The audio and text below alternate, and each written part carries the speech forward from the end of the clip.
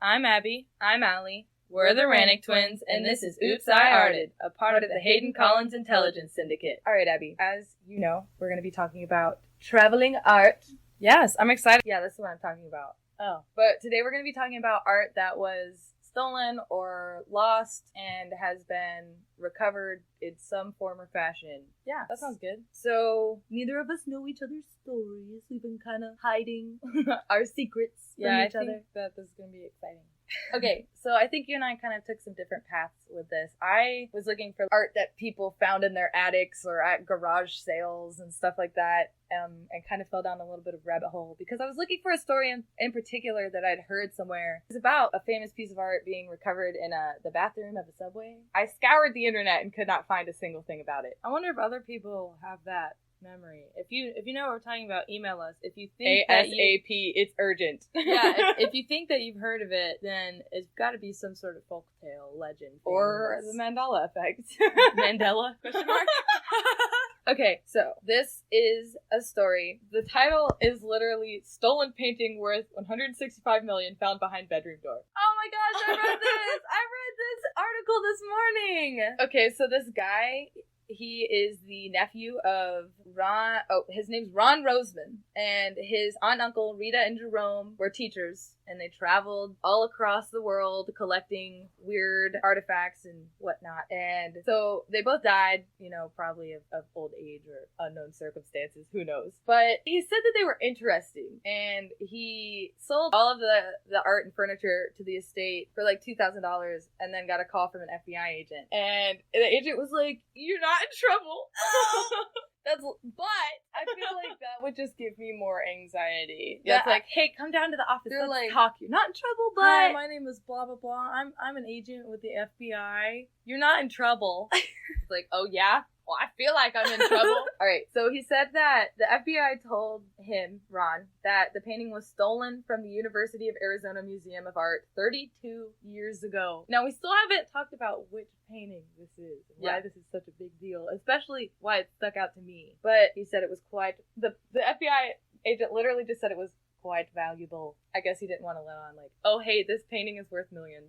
Yeah, So yeah, the recovered painting is by William de Kooning. I believe it's Willem. Okay, does it say William? It's small. Willem. Yeah, I believe it's Willem de Kooning. Okay, and it's woman ochre? Yeah, like the color. Yeah, and I know you've seen this painting before. Well, it's funny, I watched a YouTube video of this when I was driving home because I was trying to get a feel for what story I wanted to do, and that was probably one of the few on YouTube that I could get my hands on. It's an abstract expressionist painting of a nude woman created by William de Kooning. It's blue and green, and it has some brownish red at the bottom. It's very pretty. And the museum even said when it was donated in 1958, it became the crown jewel of the collection. Yeah. And then soon after the museum opened, the day after Thanksgiving in 1985, it was stolen. And there's a story. So... You said day after Thanksgiving, right? Yes, so Black Friday. Yeah. No one's at the museum. A man and woman walk into the museum as they're opening. Like, literally as they're unlocking. I think the security guard let them in early. Yeah, but, well, okay, so what was happening was they were unlocking the building open. Mm-hmm. And they were standing out front, so the security guard went ahead and let them in. Okay. The woman distracted the man, the security guard, at the bottom of the stairs, I'm assuming in some kind of seductive way. I'm kidding. But, or she's like you and I, and is just very good at talking. Small talk, any kind of talk. So you work at an art museum. How long you been working here? What's your favorite piece? You ever done security anywhere else? So while she was asking all of those questions that we just asked, the man walked upstairs and it breaks my heart. I know. Used the razor blade and cut it out of the frame. And then they left in like a huge hurry. Yeah, and they drove off in a rust color. Yes, and the security guard was like, something seems afoot here. And he walked upstairs and he was like, uh-oh, I'm about to get fired. Uh-oh. So yeah, it was, quote, a very traumatic event for the institution. And the people that lived through it, heaven forbid, who lose this painting. So everyone was like super worried that this painting was destroyed. I mean, 33 decades went by. That's a long time. And not 33, but 3 decades. Yeah, three decades, 32 years. All right, anyways. He worked at a furniture store Ron did. So we're back to Ron. Yes. That sold this painting for less than $2,000. Oh, okay, yeah. So he sold it to a guy named Jane Kuetara. It says that he was the first to recognize the de Kooning leaning against a table at Manzanita Ridge Antiques. Yeah, see, I heard this. And they're the ones that bought the estate. Yeah. The antique store. And they said that they had the painting out on display and nobody cared for it. Everyone was like, whatever, what is this piece of crap? People don't understand. People don't have good taste in abstract. So they were worried that people were going to scratch at the painting. Yeah. Peel the painting. So they just put it behind the bathroom door and left it there. Yeah, I think they got 3 offers on it. Yeah, a guy grabbed one of the employees by the wrist and was like, do you know what you have here? Yeah. So the second story I just kind of want to say as an aside is this woman bought a Jackson Pollock, and this has happened twice. With Jackson Pollock? Yes. So one woman bought a Jackson Pollock from a thrift store for, I think it was $5. It was like less than $50. Okay. And she hated it, but she was getting it as a gift for her friend, and her friend hated it too, and it was 5 feet. It's a huge painting. Yes, a giant painting. It didn't fit in her trailer home well, so she got rid of it. And then they were like, hey, this might be a Jackson Pollock, and it turned out to be a Jackson Pollock. And then there's a piece called, I think it's called the Arizona by Jackson Pollock, and it's a smaller piece, and it was bought at a yard sale for $50, and someone had kind of offhandedly mentioned, like, hey, this might be a Jackson Pollock. So he went through the process of getting it tested, and it was indeed a Jackson Pollock painting. That's so crazy, too, because people think that, you know, something like that seems so out of this world, like it would never happen. But these artists, you know, probably gave some of their paintings away to people. Well, and people have literally found priceless paintings thrown on the side of the street with the trash pile. Yeah, well, weirder things have happened. These artists aren't even that old, so to think that, you know, it was passed down from friend to family member or whatever from the source, and then ended up where it did before anybody could figure out, hey, this is blah blah blah's painting. Yeah, I also read that happened with Van Gogh. One of the paintings he gave his brother. Yeah, people thought he had written in a letter about this painting. It's called like The Sunny Day or something like that. Don't quote me on that. It's very bright and colorful, and they thought that he was referencing another painting, but then they authenticated this Van Gogh painting and realized that that's what it was about, and it's from Theo's personal collection. That's very cool. Yeah, and just to think, hey, Abby, you're an artist, and I'm your sister. Yeah. Maybe I'll just become a famous art collector. It's not as easy as it used to be. But the last thing that I want to talk about, so we've been trying to put together an art restoration episode for a long time, and it just hasn't worked out because I haven't found a whole lot of cool stories, but I'm about to spoil one right here that we might cover later on. This happened in May of this year. Oh, wow! Very current event! Yeah. Breaking news! So May 8th was when this was posted on news.artnet.com, and it is a painting, John Vermeer's Girl Reading a Letter at an Open Window. Can I look at it? Yeah, so I only want you to see this much of the painting. So that whole wall in the back, it's all one color. Yeah. When we recovered the painting, we X-rayed the painting. Underneath the painting, the wall, there is a painting of Cupid. Oh, I love that. In my art history class, my teacher, he mentioned he would show a few paintings and where artists would have painted over an old painting. Yeah, but here's the thing: people thought that Vermeer painted over it himself, but it was restored, wasn't it? Okay, so this says, more than 2.5 centuries later, laboratory tests have determined beyond a doubt that the symbol of love was covered up decades after Vermeer's death in 1675. What a butthead! And someone thought, so we previously thought that Vermeer covered it up himself. So they decided to remove the painting and start restoring it. Like, that must have been a big decision, because for all we know, the painting has been no painting inside of it. Yeah. You know, it's just been a girl at the window. But the Cupid painting totally changes the whole mood of the painting, because it kind of insinuates that the letter is from a lover. Yeah. Yes, from someone she loves. So it's more like a love letter. That is such a huge part of that painting. Isn't it exciting? Yeah, I love stuff like this. So this says the museum plans to restore the work according to Vermeer's original intention, which conveys that the young woman is reading a love letter. I bet the person that was restoring it was like, oh man, I never paint anything this good. I don't like this part. I'm gonna just cover it up. I'm the artist. I'm restoring it. That would make me so mad. What if the person that bought it and wanted it restored, because sometimes you have to do a private restoration, was like, I don't like this part. Can you cover it up? In which case, Don't do that. I don't know why they did it though. That's like what I was trying to figure out. I just think it's someone that was bitter and they were like, love stinks. Yeah. And then they're like painting it angrily. They just got over a breakup. But what I thought was cool was they took it down. It's at this place that I'm not even going to try to pronounce. Germany. Cool. I was going to guess Germany. That's where they are restoring it? Yes. Cool. And what they did was they restored half of it. So what I showed you, where you can like see half of it, and then they put it back on the wall. Oh my gosh. I know, because I bet they're just so excited. They're like, everybody look. Look, peekaboo. But they're going to keep it up until June. Which is where's it going then? They're gonna take it down and do the rest. But it's gonna take like a year. Okay, so they're like, look what we're doing. All yeah, right, bye. It's kind of like a teaser. That's cool though. It's so exciting. It's really cool to be able to have that experience too. To be like, I saw the Vermeer painting before, during, and after the restoration. Yeah, that would be really cool. Maybe we'll see the Vermeer one day. Yeah. So yeah, that's what I got. You can find us on Spotify, iTunes, Google Play, YouTube, wherever you listen to podcasts, and email us at oopsiartedpod@gmail.com. Yes. And please share us with your friends and your family, and like and subscribe and follow or whatever it is. And we'll see you next week. Bye. I'm Abby. I'm Allie. We're the Rannick Twins, and this is Oops, I Arted, a part of the Hayden Collins Intelligence Syndicate. All right, Abby, what do you got? All right, so I'm using paper notes. If you can't tell, but my story is on the Edvard Munch's The Scream and how it got stolen. Why? First of all, there's 4 different versions of The Scream by Edvard Munch. Monk. Yes. Monk. I didn't know it was pronounced that way. We've all been pronouncing it wrong, America. Well, we were all like Edvard Munch. Well, yeah, you know, we being from a small town in the South Sea. But I'm sure that you guys know about The Scream. It's actually one of the most popular pieces of art and most recognizable in Western art specifically, which is interesting being that it's from Norway. Okay. But the original copy of The Scream, first of all, I'm going to cover my sources. I used BBC.com, The Scream. It's a video called The Scream. I found the stolen painting. Pretty straightforward. And it's an interview with Charles Hill, who was one of the undercover police officers that got the painting back. Wow, so this is an operation. Yes!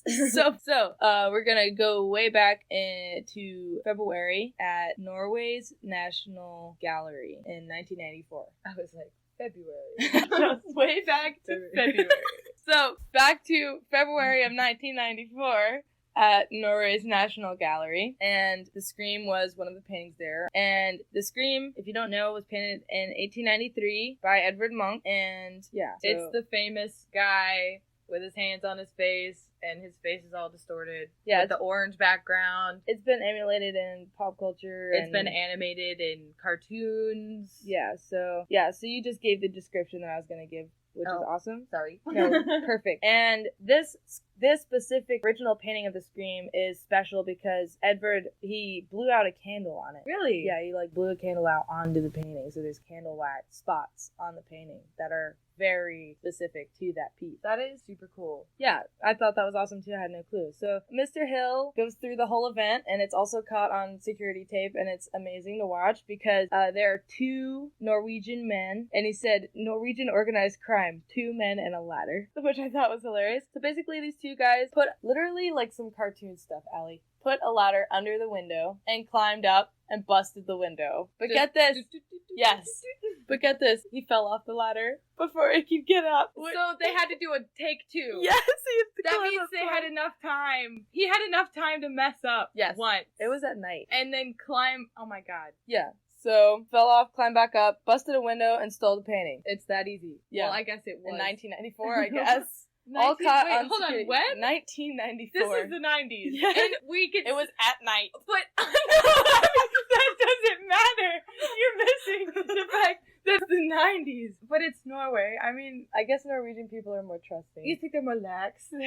I mean, they don't have guns. I don't know. Do they? Let us know. So, what are the cops gonna do? Hit you with their The nightstick. I don't even know if they At had night? a security officer patrolling the area. But they caught it on security tape, so I'm sure somebody, hopefully... Someone was slacking off on their job that night. there watching the tapes. I mean... They're probably rewatching them at like 6 a.m. like, oh no! I took a short little nap and this is no! Yeah, so Charles Hill decided to go undercover as, I believe, either an English or Scottish, which I know are two completely different things, but I just can't remember what it was. He was either English and posed as Scottish or Vice versa. Yeah, so Either way, he was in. Yeah, and he disguised as an undercover art dealer, and I'm assuming a lot of work went into it, but basically, and he glosses over it, I'm sure, for Did he convince reasons. them to sell the painting to him? Yeah, so I'm getting to that. So, he poses as an undercover art dealer, goes from friend to friend to friend to friend to friend, finally gets to what he describes as the bad guys, which I thought was pretty funny. Abby, art thieves are bad guys. Come on. Yeah, but like, it's a very white-collar crime. The criminals? I mean, the people that stole the painting, the bad guys. That's what he chose. So he gets to them. He tells them that the Getty Museum in Europe wants to buy their painting for a stack of cash, basically. Like a fat wad. Yeah, and he's like, so sell me the painting, and I'm going to sell it, blah, blah, blah. So he goes to their house. Like, he's in their summer house, I think is what he called it. And it's stacked with art, apparently. Dude, he really got in good with him. And the guy's like, it's under a rug downstairs. What? In the kitchen. And I was like, first of all, why do you have carpet in your kitchen? Second of all, the scream? Yeah, the original scream. You're just gonna put that under a rug. Yep. You have all this art on display, and this the one you're No, I don't know if it was on display, but I mean, these it's were my like rug stopper. These were like art thieves. Like that's what they did. I'm sure this ladder trick worked multiple times. So he's like, yeah, no, I'm not gonna do that. Can you get it? Basically. And the guy went down and got it, puts it on the dining room table, and Charles is like, wow, this is the real deal. This is like, I see those wax spots. This is the painting. So, which I thought was very interesting that totally. Can you imagine like how freaking excited you would be? You're like, that's it, bro. But you have to be like, yes, this looks like are you sure this is this looks like a really good fake or the real thing. We'll see at the museum. What kind of accent? An art curator. I'm an art dealer. I'm an art dealer. You sound like the comic book guy from the... So, he bought it, and he barricaded himself in his hotel room in Oslo until a detective came. He literally, like, called him and was like, I got it! The eagle has landed, bro! And this was in May. February, March, April, May. 4 months! That's it! And it was recovered. May 7th, 1994. That's incredible police work. I mean, wow. Why? Just for art. Only for art, huh? So... Hey, it pays the price. Yeah. Didn't see how much it was worth, but both the men were convicted. I don't really care about all that part because, like, they don't deserve to the art was recovered. Yep, good. What's his name? Charles Hill and all of the other officers that assisted in that. Good work, gentlemen. So, and ladies, perhaps. Let's see. Apparently, one of the men that was arrested actually had stolen a monk painting before he had gotten convicted. So he has the taste for the monk. Yeah, I guess. So, another copy of the Scream got stolen. Wait, hold on. Are they all done by Edward? I believe. Okay, so it's not like multiple readers. Spin-off? No. Okay. There's 4 done by him, I believe. So in 2004, another copy was stolen in August 22nd. And this one was way more ballsy. Can I say that? They had moxie. They busted in. It was the Monk Museum. The Monk Museum. Yeah. They busted in. The full daylight. There are people. The museum is open. There are people going in the museum. Yes. And they hold in balaclavas 2 men and hold the security guard at gunpoint. They hold up the museum. Yeah. That's what you're telling me. Yeah. And they made him get on the floor at gunpoint. Is that the only painting they took? No. They came in with wire cutters and snapped the wires from the frame. They didn't even on cut. The wall. They didn't even fuss around. They were like real deal. They were in and out. Professionals.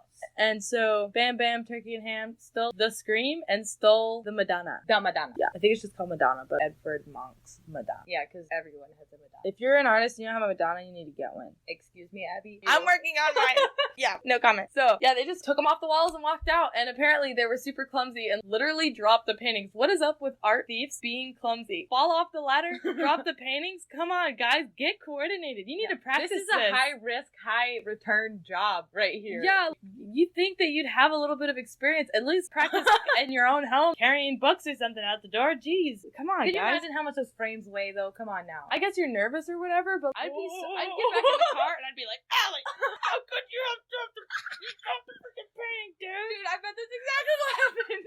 Like, smacks him in the back of the head. What has gotten into you? I can't believe it. We practiced this so We many had times. One job. One job. You had 4. I carried 12 paintings. You carried 4 paintings. You dropped all of them. So even there were people watching. You're literally dropping money off these paintings. Also, what is up, civilians? Y'all need to start stopping. Okay, they did have a gun, and this was in Norway, but I think if it was in America, it might have been a little bit different. Think about the Statue of David. When that guy came in and smashed They stopped him. They were but like, he only had a hammer.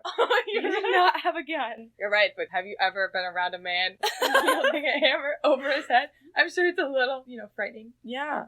Especially just coming up and smacking David's toes like he did with reckless abandonment. Pulls it out of his coat. So, anyway, this painting, they found the frames in the glass, which really made them fear that they had destroyed this painting. Why?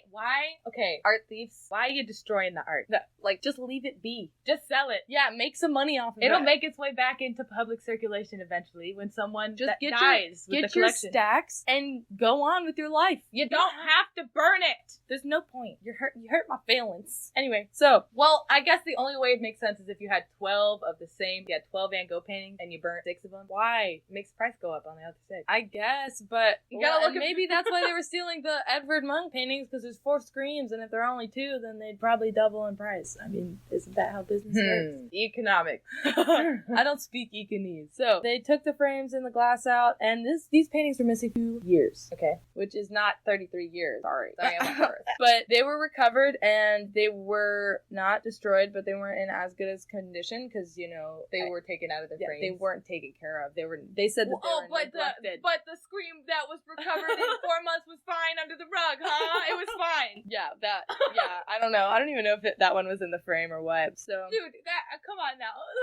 Hey, don't step on that part of the rug. Come on. What do you think? Anyway, this is gonna be a 2-parter. So they took poor care of the painting. The 2 men were convicted. I don't care because they're not important and they don't deserve their time. 2 more art thieves thrown in jail. 2 more butt heads that shouldn't. I mean, what goes through your mind? I'd be just chatting with my buddy one day and I'm like, man, we should just be art thieves, bro. Look, you know how we make money? Stealing art. Come on, what kind of people go to museums? Bodybuilders? Come on.